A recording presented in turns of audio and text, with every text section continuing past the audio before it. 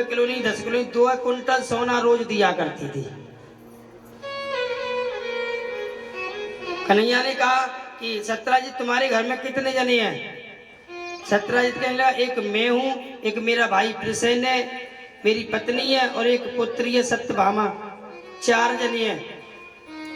भगवान बोले कि 4 जने हैं, इस मरी का क्या करोगे? ऐसा करो इस मरी को मुझे दे दो, फिर जाके काम आएगी। तो आज सत्राजित ने इनकार कर दिया, मरी को दिया नहीं। इधर अगले दिन उनके भाई प्रसेन उस मरी को पहन करके जंगल में चले गए और जैसे ही जंगल में गए तो वहां देखा एक शेर ने प्रसेन को मार दिया और मरी को छुड़ा लिया। और जाके शेर लेकर के उस मरी को गया तो आगे एक भालू आया और भालू ने क्या किया, शेर को मार दिया, उस मरी को ले लिया और लेकर के उनकी पुत्री थी जामवती, अपनी पुत्री को उस मरी को दे दिया। जब अगले दिन सुबह हुई तो भगवान पर कलंक लगा। कलंक। अब एक बात बताओ, जब भगवान है ना छोड़ रहे बिना कलंक के, तो हमारी तुम्हारी तो औकात ही का है। गर्गाचार्य जी ने कहा तुमने चौथ वाला चंद्रमा देख लिया, इसी के कारण तुम्हें कलंक लगा। भगवान उस कलंक को दूर करने के लिए सम्माननीय कुछ व्यक्ति लिए और जंगल में मरी को खोजने के लिए चल दिए। जंगल में जैसे ही पहुंचे तो वहां शेर मरा पड़ा है और आगे गए तो भालू भी मरा पड़ा है। तो भालू जो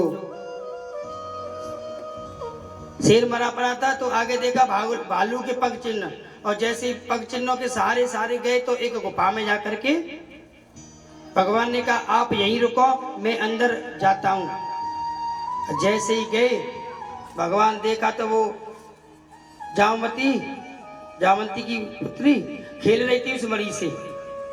जैसे ही भगवान को देखा चिल्लाने लगी, जामवंत जी आए। और जैसे जामवंत जी आए और युद्ध होने लगा, भगवान कृष्ण में और जामवंत जी में युद्ध होने लगा। अच्छा, ये युद्ध क्यों हुआ? भगवान का और भक्त का युद्ध। ये जामवंत जी कौन से हैं पता है? जामवंत के बचन सुहाए, ये वे जामवंत जी हैं। हाँ, जामवंत जी जब रावण को मार के आए तो भगवान ने सबको कुछ ना कुछ दिया। जामवंत जी बोले कि मुझे भी कुछ दो। राम जी बोले मांग लो, क्या मांगना चाहती हो? तो जामवंत जी बोले कि पूरी लंका में मेरे बराबर कोई योद्धा नहीं था, मेरा मन करता है कि आपसे 2-2 हाथ रह जाए। राम जी बोले भाई अब मैं तुमसे युद्ध नहीं करूंगा, पर तुम्हारी मनोकामना को जरूर पूरी करूंगा जब मैं कृष्ण अवतार लूंगा। तो आज वही जामवंत जी है, वही कृष्ण भगवान है। भयंकर युद्ध हुआ, जामवंत जी की नस नस को तोड़ दिया। जामवंत जी समझे कि ये कृष्ण नहीं, ये तो मेरे श्री।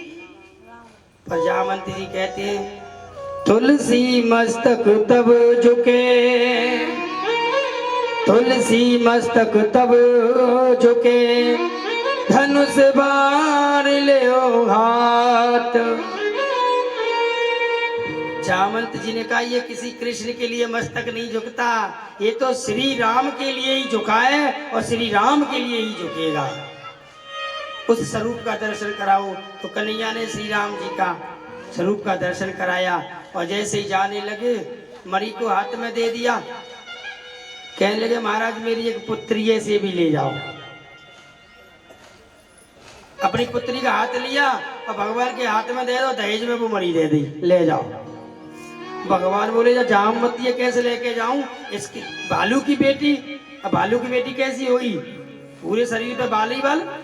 भगवान बोले जाए कैसे लेके जाऊंगा? पर आज जामवंती बता दिया। भगवान ने कहा कि तुम्हारी बड़ी बहन है ना रुक्मिणी, तुम्हारा मुंह देखने के लिए कहें तो मुंह को दिखाना मत, घूंघट पकड़ के लटक जाइयो। और जब वो ये कि बहन नेक आदमी सुंदर होगी तभी दिखा देना। जामवंती को जैसे लेकर के आए तो देखा रुक्मणी जी आई, जब मुंह देखने की कही तो जामवती ने घूंघट पकड़ लिया। रुक्मणी जी बोली बहन ने कहा वो तो सुंदर होगी, तो पहले तो सुंदर नहीं थी पर अब सुंदर है गई। तो भगवान का दूसरा विवाह किसके साथ में हुआ? कोई 8 बताए मुझे। पहला विवाह रुक्मणी के साथ में, दूसरा जामवती के साथ में। इधर सत्राजित को वो मणि ला करके दी, बड़े लज्जित होने लगे और क्षमा याचना मांगने लगे। तो सत्राजित की एक कन्या थी जिसका नाम था सत्यभामा। तो सत्राजित ने अपनी कन्या का विवाह भगवान के साथ में कर दिया। अब कितने विवाह